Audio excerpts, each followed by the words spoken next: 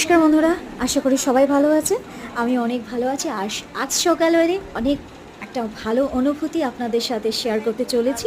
সেই কালকে sunrise cook মশালার থেকে যে প্রোগ্রামটা হয়েছিল কল্পতরুতে শিলচরে, তো সেইখানে আমিও সেলিব্রেট করেছি আনন্দ সহকারে।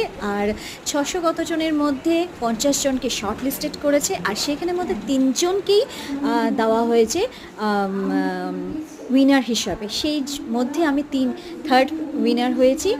আর সত্যি এটা খুব বড় অনুভূতি আমার জন্য, খুব বড় অ্যাচিভমেন্ট। যে মেয়ে কোনোদিন রান্নাঘরে ঢুকতে চাইতো না, বলতো কেন যে পেট বানিয়েছে আর রান্না করতে লাগে, না বানালে তো খেতেও লাগতো না, কি বানাতেও লাগতো না, সেই মেয়ে থার্ড হয়েছে। এটা অনেক বড় পাওনা। আর আমার সব credit goes to my husband আর আমার ছেলেকে। সত্যি অনেক আদর আমার ছেলের জন্য। আর আপনারা এভাবে আমাকে সাপোর্ট প্লিজ করে যান।